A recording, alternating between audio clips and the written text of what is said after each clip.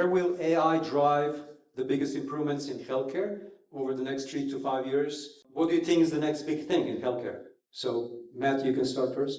When I think about the plus, right, the human plus AI, the joint application of it in healthcare, I think about a couple of really good examples that we've seen, that we've proven out, where an AI system that is assisting a human physician has been able to correlate symptoms and help with diagnosis in ways that the human wasn't thinking about. Something as simple as bloodshot eyes. Bloodshot eyes by itself could mean that somebody's tired.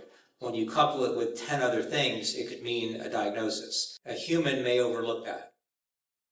An AI is going to include it. The human has to now intentionally exclude it instead of just overlook it. That creates significant value and advantage, I think, to healthcare.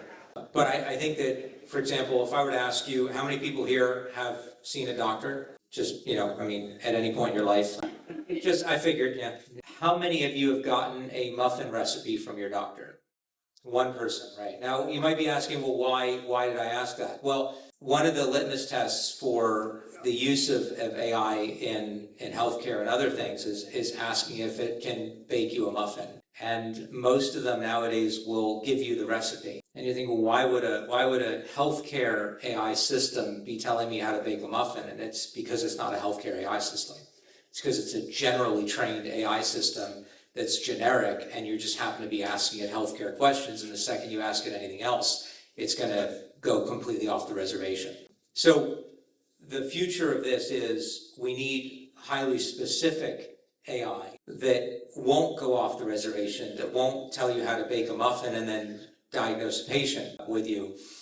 We need to understand that there needs to be a very deliberate application of AI, and that needs to be a union of human and AI in order to not only be successful, but ultimately give us the outcomes that we like, which is rapid diagnosis, better patient care, greater access to services and resources, and all the other things that we hope to see out of the system. So that's where I think it needs to go. We need the adoption, we need the union, we need to understand that AI can give us some of those advantages, but we also need to understand that we need hyper-specific systems designed for the things that we're using them for, and not just generally trained systems.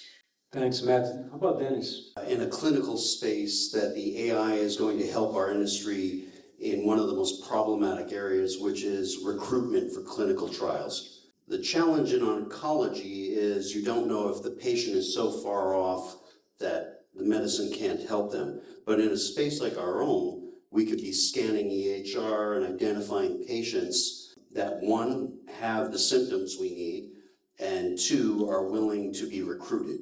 The one word I didn't hear today that I'll still stress is blockchain is coming back.